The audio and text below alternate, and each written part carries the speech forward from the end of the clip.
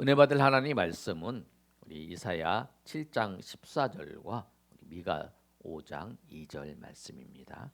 우리 이사야 7장 14절 말씀.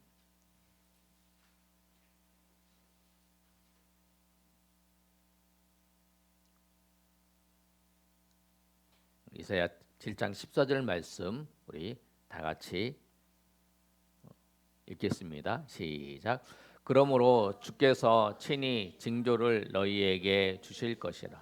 보라, 처녀가 잉태하여 아들을 낳을 것이요 그의 이름을 임마누엘이라 하리라. 미가 5장 2절. 시작. 베들레헴아 에브라다야, 너는 유다 족속 중에 가지라도 이스라엘을 다스릴 자가 내게로 나올 것이라. 그의 이름 상고의 영원에 있느니라. 아멘.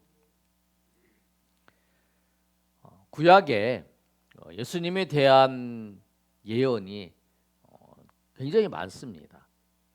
예수님께서 고난당하셔야 된 부분에 대해서 이사야 53장에 아주 자세하게 말씀하고 있죠. 그의 찔림은 우리의 죄악이고 그가 상함으로 우리가 나음을 입었다 하면서 예수님이 십자가에 고난 당하시고 죽으시기까지 그 과정을 아주 이사야 53장은 세밀하게 잘 설명하고 있어요. 그런데 그 고난뿐만 아니라 예수님께서 죽으시고 부활하실 거에 대해서 구약에 많은 예언들이 있어요. 그런데 예수님에 대한 사역에 대한 그 예언들이 많지만 오늘은 예수님이 하나님이신 그분이 사람이 되어서 이 땅 가운데 오신 날을 기념하는 날이 우리가 축하하는 날이 성탄절이라고 우리 지난주에 살펴봤잖아요. 그러면 그 예수님이 동정녀에 대해서 나실 거와 그다음에 예수님께서 베들레헴에 대해서 나실 거에 대해서 오늘 구약의 예언을 통해서 그 말씀을 어떻게 하나님께서 이루시고 또 하나님께서 그것을 이루어 가시는 그 과정을 오늘 말씀을 통해서 살펴보도록 하겠습니다. 그래서 오늘 우리가 성찬절을 맞이하면서 꼭 기억해야 될 말씀이 두 가지. 예수님께서 동정녀로 나셨다라고 하는 거고 예수님께서 베들레헴에서 나셨다. 두 가지는 여러분이 성탄절을 지내면서 꼭 기억하시기 바랍니다. 근데 오늘 말씀을 보시면 예수님께서 동정녀를 통해서 잉태하실 것에 대한 구약의 예언이 있었다는 거예요. 그 구약의 예언이 오늘 이사야 7장 14절의 말씀이에요. 예수님은 동정녀에 의해서 나십니다. 그리고 예수님께서는 나실 것을 예언하셨을 뿐만 아니라 그 예언에 따라서 예수님께서 그 마리아를 통해서 예수님이 나셨어요. 그리고 지난주에 우리가 말씀을 살펴보았습니다. 예수님이 우리의 죄를 대속하시기 위해서 구세주가 되셨다는 거죠. 그런데 그 구세주의 그 구원자의 요건이 뭐냐면 두 가지라고 말씀했잖아요. 뭐냐면 죄를 위해서 죽어야 된다는 거죠. 그 죄가 없어야 되고 죄가 없는 사람이 대신 죽어야 된다는 거죠. 그런데 사람으로 태어나면 다 죄인이라는 거예요. 모든 사람이 죄를 범하였음에 다 죄인이라고 말씀하잖아요. 그리고 죄의 삭은 사망이다. 그러니까 우리가 죽는다는 건 뭐냐면 우리가 죄 때문에 죽는 거잖아요. 죄인이기 때문에 죽는 거예요. 그리고 또 하나는 이 죄가 없는 사람이 그 죄를 대신해서 죽어야 된다는 거죠. 근데 죄가 없는 사람이 없어요. 죄가 없는 분은 하나님이시잖아요. 그리고 천사가 죄가 없잖아요. 타락한 천사 말고요. 그러니까 근데 하나님은 죽을 수가 없잖아요. 그래서 지난번에 말씀한 것처럼 하나님이면서 사람 인분 완전한 하나님이면서 완전한 사람이신 그분이 누구냐면 예수님이라는 거예요. 사람이 하나님이신 그분이 사람이 되신 거죠. 예수님이 사람이 되셨을 때 반쪽은 사람이고 반쪽은 하나님이 아니라 완전한 하나님이시고 완전한 사람이에요. 그렇게 오시는 방법이 뭐냐면 동정녀로 나시는 거야. 우리 그걸 잘 이해하셔야 돼요. 우리를 구원하시기 위해서 예수님이 하나님이신 그분이 사람이 되는 방법은 동정녀의 탄생밖에 없다라는 거예요. 그 유일한 방법이에요. 그래서 이 구약에도 이 이사야의 말씀을 통해서 동정녀로 예수님께서 오실 거에 대해서 말씀하고 있는 거예요. 그 오늘 말씀이 그 말씀이에요. 이사야 7장 14절의 말씀에 그러므로 주께서 친히 징조를 너희에게 주실 것이라. 보라, 처녀가 잉태하여 아들을 낳을 것이요 그의 이름을 임마누엘이라 하리라. 이 말씀은 이사야 선지자가 예수님 오시기 전에 700년 전에 하신 말씀이에요. 예수님께서 동정녀로 나서서 우리 죄를 구원해 주실 것이다. 우리를 죄에서 사해 주실, 예수님을 통해서 죄의 사함을 받을 것이다 라고 말씀을 하고 있는 거예요. 그런데 이 말씀이 어떻게 이루어졌는가? 요셉이 마리아와 약혼을 했어요. 마리아 약혼을 하고 이제 같이 살 날을 기다리는 거죠. 이스라엘 문화는 그러잖아요. 먼저 약혼을 하면 이제 결혼한 것 같아요. 약혼을 하고 그 다음에 이 남자가 자기 살 집과 이런 걸 다 준비를 하는 거예요. 그러면 아버지가 그걸 보고 이제 네 아내를 데려올 때가 됐다. 그리고 얘기를 하면 이제 그 아내를 데리고 와서 자기 집에서 이제 살게 되는 거예요. 결혼을 하면서. 근데 약혼과 결혼이 다른 거죠. 이 마리아는 약혼한 상태예요. 이제 그 요셉과 살기 위해서. 근데 요셉이 소식을 들은 거예요. 마리아가 임신을 했다라는 거예요. 근데 요셉은 무슨 생각하냐면 마리아와 약혼한 이후에 마리아와 어떤 관계를 갖지 않았다는 거예요. 성적인 관계를. 그런데 이 여자가 임신을 했다라고 하는 이야기를 들은 거예요. 얼마나 마음에 상처를 입었겠어요. 그래서 마리아를 보면서 이 요셉이 어떻게 생각을 하냐면, 그런데 그 당시의 문화가 지금처럼 뭐 이렇게 문란한 문화가 아니기 때문에 그 당시에는 이 음란한 여인은 돌로 쳐서 죽일 수 있고 고소를 하면 그런 관계 상태에 놓여져 있는 상황이에요.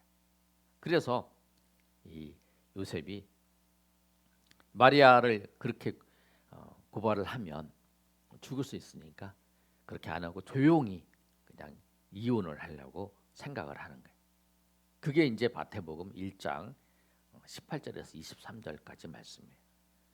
보시면 예수님의 나심은 이러하니라. 그의 어머니 마리아가 요셉과 약혼하고 동거하기 전에 성령으로 잉태된 것이 나타났더니, 이제 성령으로 잉태된 거죠.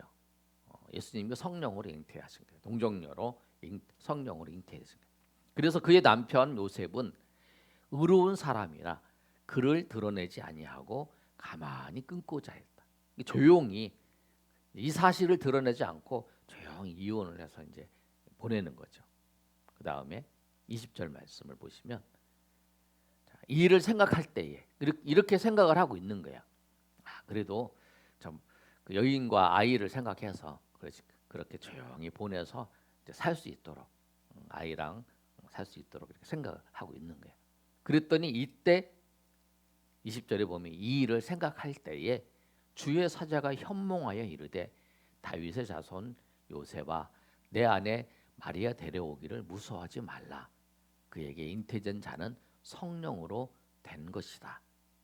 그리고 난 다음에 아들을 낳으리니 그 이름을 예수라 하라. 이는 그가 자기 백성을 그들의 죄에서 구원하실 자이심이라 하니라.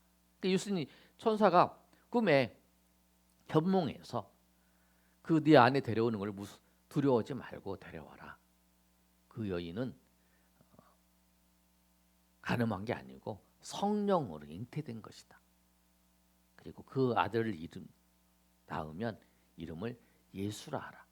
천사가 이제 다 알려주는 거예요. 그리고 23절에 뭐라고 말씀하냐면 22절 이 모든 일이 된 것을 주께서 선지자에게 하신 말씀을 이루려 하십니다. 이렇게 하고 난 다음에 23절 한번 읽어볼까요? 자, 시작. 보라.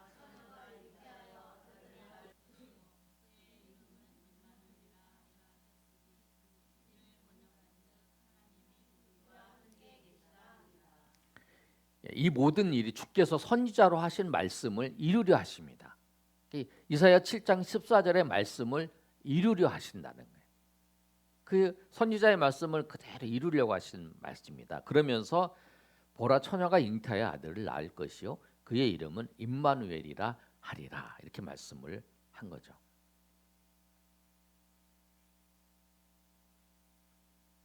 처녀가 나타나서 그렇게 얘기를 해주는 거예요.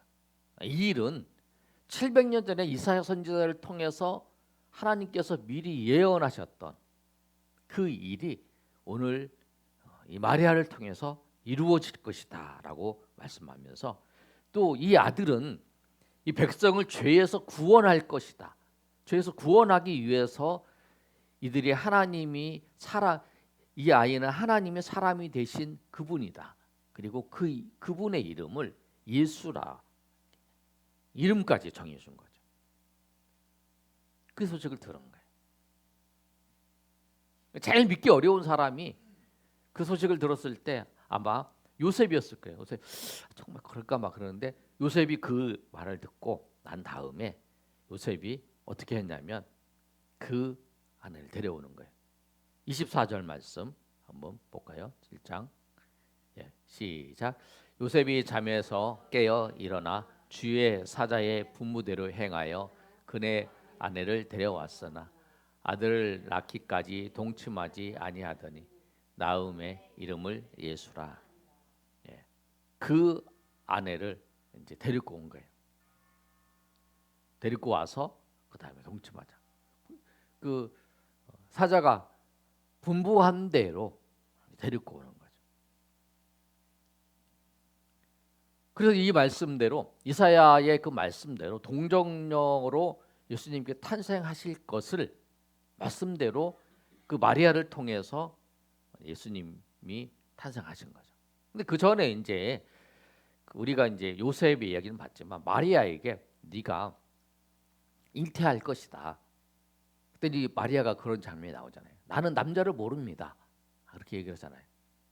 그런데 성령께서 성령으로 잉태해서 자녀를 낳을 것이다라고 말씀을 하죠. 그 말씀대로 이루어지는 것을 볼 수 있어요. 하나님께서 사람이 되셔서 우리를 구원하시기 위해서 오시는 방법이 동정녀로 나시는 방법, 성령으로 잉태되어 동정녀로 나시는 방법밖에 없다라는 거예요. 그런데 이 예언이 이 이사야 선지자를 통해서 하신 말씀만 있었냐? 우리 지난주에 살펴본 것처럼 그게 아니죠. 창세기에 아담과 하와가 타락할 때도 그 하나님께서 이 아담과 하와에게도 말씀하셨어요. 창세기 3장 15절의 말씀을 보시면 이렇게 말씀하고 있어요. 우리 한번 읽어볼까요? 자, 시작. 내가 너로 여자와 원수가 되게 하고 내 후손도 여자의 후손과 원수가 되게 하리니 여자의 후손은 내 머리를 상하게 할 것이요 너는 그의 발꿈치를 상하게 할 것이니라 하시고 여기서 여자의 후손은 대부분 다 남자의 후손이에요. 근데 여자의 후손은 딱 예수님 한 분이다. 남자 여자 같이 해야 자녀가 나오는 거잖아요. 근데 여자의 후손은 예수님 한 분이라는 거죠. 뭐냐면 이 창세기 3장 15절에 여자의 후손이 내 머리를 상하게 할 거냐. 사탄의 머리를 완전히 무너뜨리는 거죠. 그리고 그는 그의 발꿈치를 여자의 후손의 발꿈치를 상하게 할 것이다. 그래서 이 창세기 3장 15절의 말씀이 예수님께서 여자의 후손으로 동정녀로 나실 것에 대한 최초의 말씀이고 그 이사야 7장 14절의 말씀 처녀가 잉태하여 아들을 낳을 것이라 하는 그 말씀이 이제 그 구체적으로 이제 말씀하신 거고, 그 다음에 예수님께서 사람이 되셔서 마리아에게 잉태되어서 태어나셨을 때에 그 천사를 통해서 그 말씀이 이제 이루어진 것을 말씀하고 있는 거예요. 예수님의 동정녀 탄생은 우리를 구원하실 하나님이 사람이 되는 유일한 방법이에요. 그 방법을 통해서만 하나님이 사람이 되시는 거예요. 그리고 그 날을 우리가 성탄절이라는 거예요. 예수님이 하나님이신 그분이 사람이 되셔서 우리 가운데 오신 날. 왜? 우리를 구원하시기 위해서. 죄에서 구원하실 유일한 방법이 그 방법밖에 없기 때문에 그 놀라운 하나님의 놀라운 기적과 이적의 역사가 동정녀로 나신 거야. 성령으로 잉태되어 동정녀로 나셔서 우리 가운데 우리가 똑같은 사람으로 하나님께서 오신 그 날을 우리가 기뻐하면서 감사하면서, 그리고 그 날이 우리를 구원하시기 위해서 아기로 예수님께서 태어나신 거예요. 그러니까 우리가 그날 생각할 때 성탄절이구나. 예수님이 하나님께서 우리를 구원하시기 위해서, 나를 구원하시기 위해서 사람이 되셔서 이렇게 오셨구나. 그리고 사람이 되셔서 고난 받으시고 또 우리의 죄를 대속하시기 위해서 십자가에 죽으시기 위해서 그렇게 오셨구나라고 우리가 생각을 해야 되는. 오늘 이 말씀을 통해서 우리가 성탄의 이 기쁨이 나를 위해서 오신 거잖아요. 여러분 정말 이 성탄절을 맞이하면서 이 성탄의 기쁨이 내 가운데 있는지를 한번 생각해 보시길 바라요. 예수님이 나신 것이 나를 구원하시기 위해서,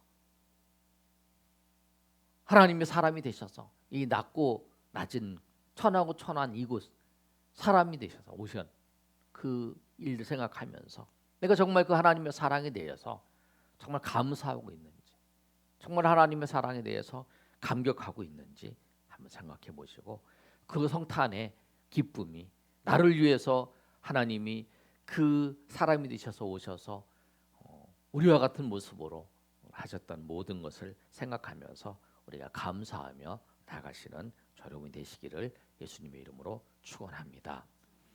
두 번째로 그 예수님께서 동정녀로 나신 것. 그럼 예수님이 어디에서 나셨는가? 예수님이 나실 거에 대한 예언도 하셨다라고 하는 거예요. 예수님은 어디에 나셨냐면 베들레헴에서 나셨습니다. 예수님은 유대 땅 베들레헴에서 나셨는데 요셉이 잉태한 마리아를 데리고 가이사의 명령을 따라서 요셉이 살고 있는 지역은 어디냐면 저 북쪽이에요. 북쪽에 갈릴리 지역이에요. 갈릴리 지역인데 예수님이 나신 곳은 이 베들레헴이라는 거예요. 유다 바로 밑에 예루살렘의 밑에 있는 곳에 베들레헴이에요. 그런데 그 거리가 어느 정도 되냐면 한 150km 정도 돼요. 근데 지금처럼 뭐 차를 몰고 가고 그러는 게 아니라 그 당시에는 뭐 낙타를 타고 가든지 아니면 걸어가든지 대부분 그러잖아요. 그런데 예수님이 잉태되고 난 다음에 이제 갈릴리에서 베들레헴으로 가게 된 거죠. 그런데 여러분 생각해 보세요. 베들레헴에서 해산이 가까웠는데 그 마지막 달에 이렇게 150km를 이제 말을 타고 가든지 아니면 대부분 낙타를 타고 가지만 가든지 그 타고 가면 불편하잖아요. 걸어가는 것도 그렇고. 근데 그 과정을 왜 가게 됐을까? 생각을 해보면 말씀을 보시면 어떤 일이 있었냐면 가이사가 명령을 내려요. 호적을 해라. 그런데 그때에 이스라엘을 다스리는 총독들이 있잖아요. 총독들이 있는데 총독들이 그 호적을 하라고 하는 명령을 로마 제국에 다 시행을 한 게 아니라 그때 이제 시행을 한 거예요. 그때 시행을 하는데 그때 늦게 시행을 해서 호적 정리를 하게 된 거죠.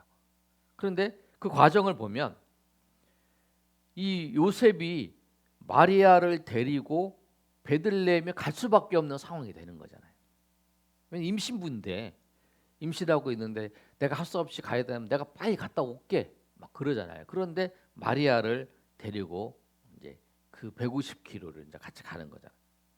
그러니까 어떤 상황인지 모르지만 우리가 정확한 건 모르지만 그러한 그 가이사의 명령도 있었고 구레네 총독의 그 유대를 다스리는 총독의 명령도 있었고 그 다음에 이제 그 요셉의 그 상황도 있었고 이 세 가지가 다 결합되어서 마리아는 그 요셉과 함께 그 베들레헴으로 올 수밖에 없었던 그런 상황이죠. 그리고 이제 왔어요. 왔는데 베들레헴에 도착을 거의 다 했어요. 잠잘 데가 없는 거죠. 여관이 이제 보통 이제 사람들한테 이제 집을 빌려주고 그러는데 잠잘 곳이 없는 거예요.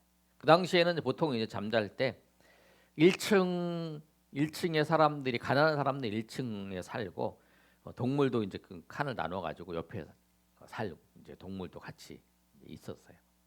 아니면 2층에 이제 자기 집을 하고 1층에는 이제 부엌과 그 다음에 이제 동물들이 옆에 있고 이렇게 하면서 사는 거예요. 예수님께서 나실 이제 해산이 가까운 마리아가 이제 베들레헴에 도착을 했는데 그때 이제 있을 곳이 없는 거예요. 손님 방이 있었는데 손님 방이 탁 찬 거죠. 그래서 예수님이 외양간에서 나신 거죠.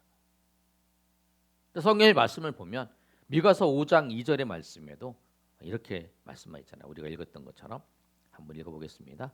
베들레헴 시작. 베들레헴 에브라다야 너는 유다 족속 중에 작을지라도 이스라엘을 다스릴 자가 내게서 내게로 나올 것이라.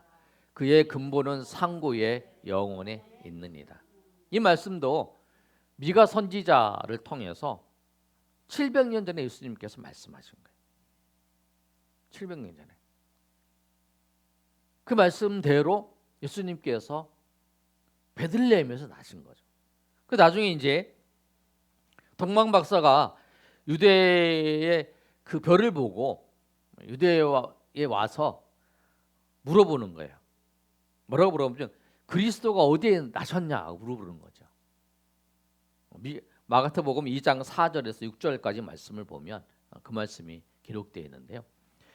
왕이 모든 대제사장과 백성의 서기관들을 모아 그리스도가 어디서 나겠느냐고 물은 거예요. 왜냐하면 이 동방 박사들이 와서 왕에게 물어보는 거예요. 왕이 그리스도가 어디서 나셨습니까? 라고 물어봤더니 왕이 이제 대제사장과 모든 서기관들을 모아서 물어본 거예요. 그랬더니 그들이 뭐라고 했냐면 5절 한번 읽어보겠습니다. 시작. 이르되 유대 베들레헴이오니 이는 선지자로 이렇게 기록된 바. 우리 6절 또 읽겠습니다. 시작. 또 유대 땅 에브레마 너는 유대 고을 중에서 가장 작지 아니하도다. 내게서 한 다스리는 자가 나와서 내 백성 이스라엘의 목자가 되리라 하시. 미가서 5장 2절 말씀을 통해서 그리스도는 당연히 베들레헴에서 날 것입니다라고 이야기를 하는 거죠.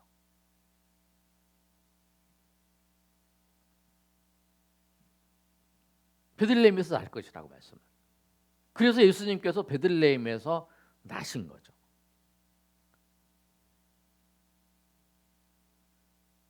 이걸 분명히 말씀하고 있잖아요. 누가복음 2장 4절의 말씀에도 이렇게 말씀한 거죠. 요셉도 다윗의 집 족속이므로 갈릴리 나사렛 동네에서 유대를 향하여 베들레헴이나 하는 다윗의 동네로 이제 그 유다를 향하여 이제 갔다라고 하는 거죠.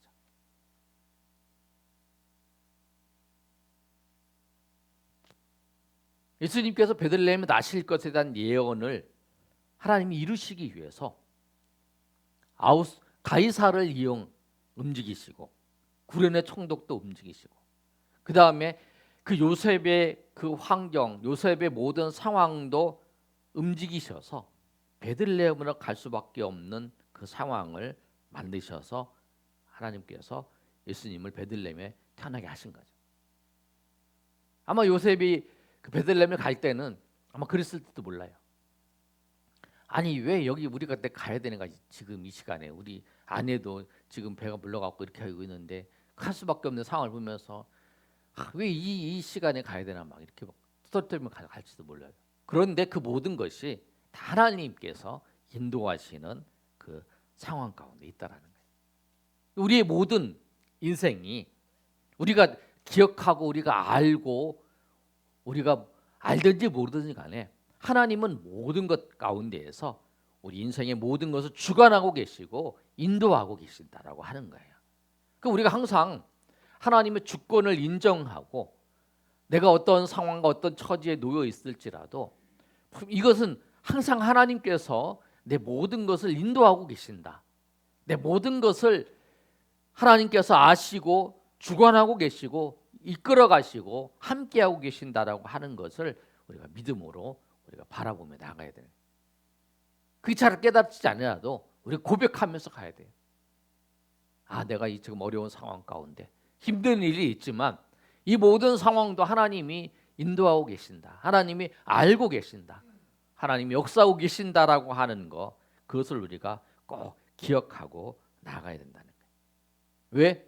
하나님의 뜻대로 그 모든 것이 이루어지기 때문에.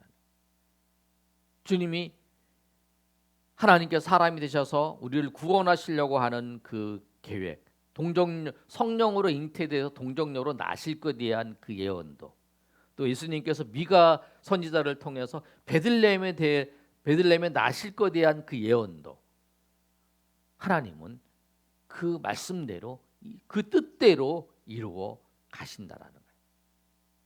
그 하나님의 뜻은 우리가 기억하든지 우리가 기억하지 못하든지 간에 하나님은 하나님의 뜻을 이루어 가시고 그 뜻을 펼쳐 가신다는 거예요. 오늘 이 예수님께서 동정녀로 나실 것 창세기부터 말씀하셨던 그 예언이 이루어진 것. 또 미가 선지자를 통해서 베들레헴은 구체적으로 나실 것. 예수님이 어디에서 나실 것까지 분명히 예언하고 말씀하고 있습니다.